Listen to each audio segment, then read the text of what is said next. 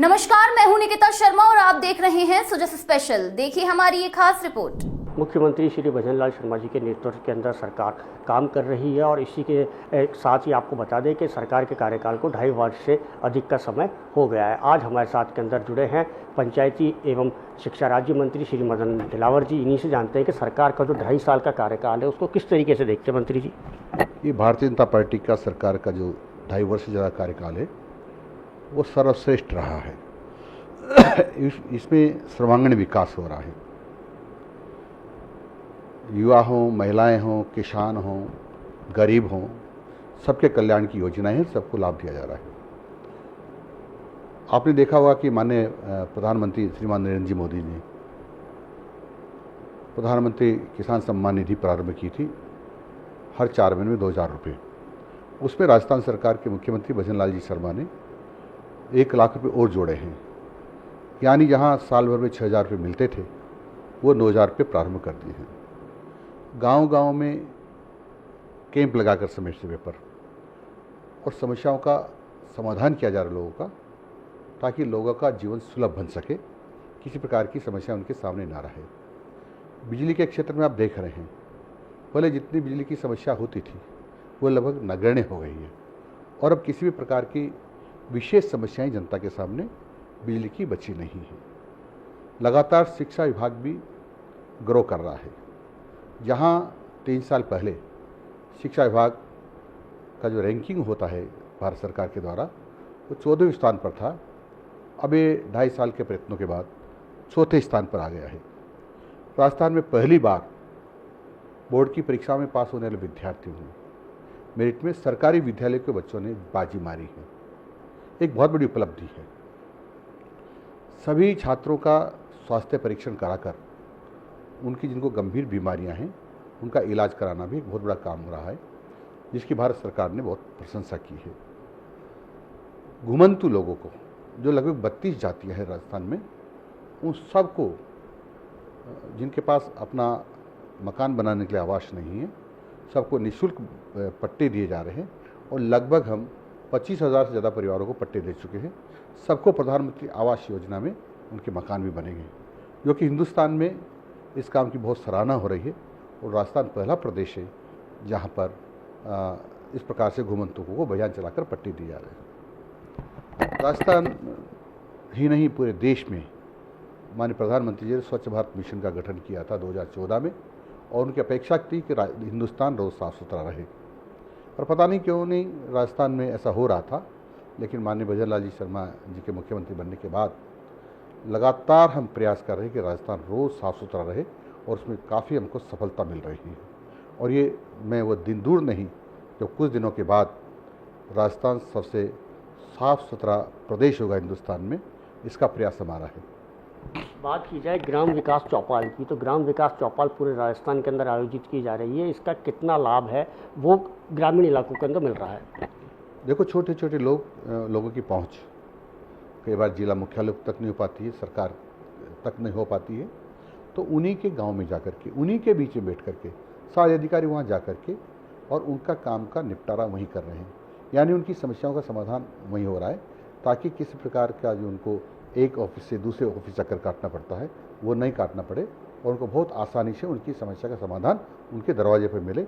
इस प्रकार का प्रयत्न हो रहा है, इसमें काफ़ी लाभ लोगों को मिल रहा है। केंद्र सरकार ने नरेगा का नाम चेंज करा है, बीवीजी राम जी नई योजना लेकर के आए हैं। इसका कितना लाभ है वो प्रदेशवासियों को मिलेगा? देखो, इसका लाभ ये है कि जहाँ भुगतान पहले 15 दिन में होता था, अब 7 दिन में भुगतान होगा, क्योंकि गरीब अपना पेट बांध करके काम करता है, तो 7 दिन में उसका भुगतान होगा। अब 100 दिन की बजाय 125 दिन उनको काम मिलेगा। तथा यहाँ किसानों को बहुत समस्याएं होती थी कि जब खेती का काम होता था तो उनको मजदूर नहीं मिलते थे, क्योंकि मजदूर नरेगा में काम करने के लिए जाते थे। अब जी राम जी में ये हो गया है कि किसानों को जब काम होगा तो नरेगा का काम बंद रहेगा, ताकि किसानों को मजदूर मिल सके।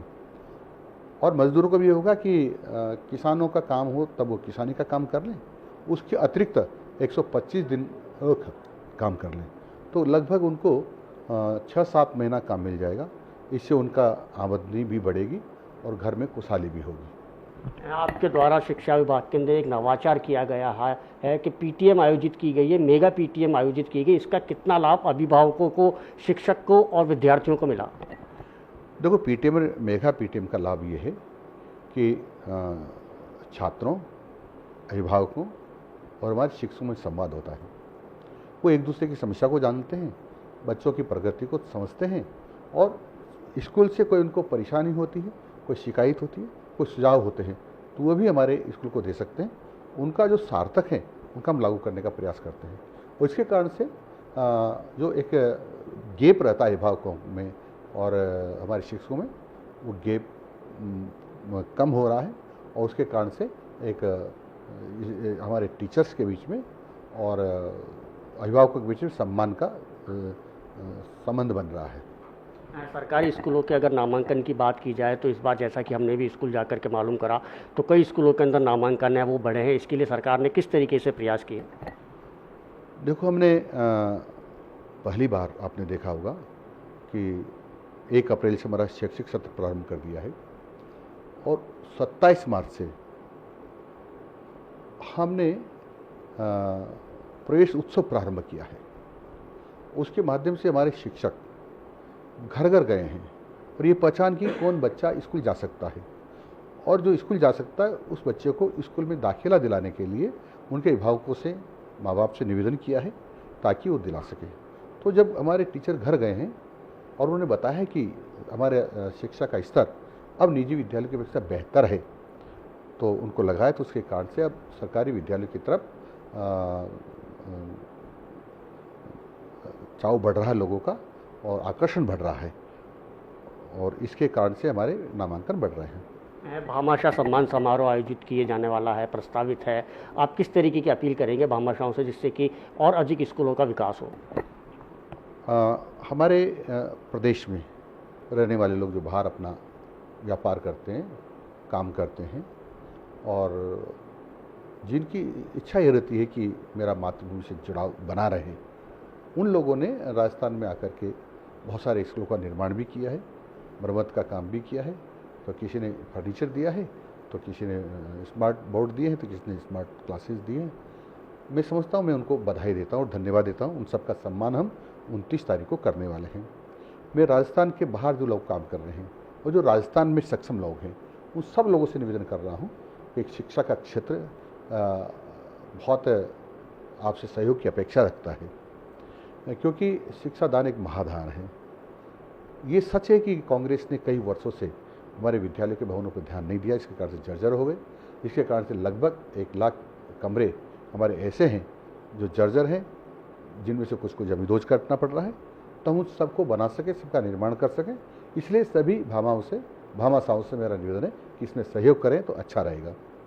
बात की जाए पर्यावरण बचाने की तो आपका विभाग है, शिक्षा विभाग और पंचायती राज विभाग, मानसून आने वाला है, किस तरीके से पेड़ लगाने की तैयारी की गई है? आपने देखा होगा पिछले 2 वर्षों में पंचायत राज विभाग और हमारा शिक्षा विभाग पौधे लगाकर पेड़ बनाने में अग्रणी रहा है और इसका वर्ल्ड ऑफ बुक में भी, रिकॉर्ड ऑफ जो बुक होती है वर्ल्ड की, उसमें भी नाम है। और उन्होंने कहा है कि पंचायत राज विभाग और शिक्षा विभाग ने बेहतर काम किया है। उसी प्रकार से इस वर्ष भी हम पौधे अधिक से अधिक लगाएंगे।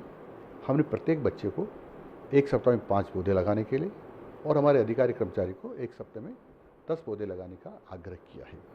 मैं समझता हूँ हमारे सभी बच्चे, जो चाहे वो निजी विद्यालय में पढ़ते हों चाहे सरकारी विद्यालय में पढ़ते हों, सब इस टारगेट को पूरा करेंगे तो हम जो माननीय मुख्यमंत्री जी ने 10 करोड़ पौधे लगाने की बात कही है उस टारगेट को अचीव कर लेंगे, बल्कि आगे बढ़ेंगे।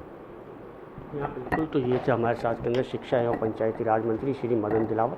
इनका यही कहना है कि विकसित भारत के अंदर राजस्थान अपनी एक महत्वपूर्ण भूमिका निभा रहा है, जिससे भारत का भी विकास हो रहा है और राजस्थान का भी विकास हो रहा है। कैमरा पर्सन राजेश पारिक के साथ अनूप शर्मा, सुजस समाचार, जयपुर।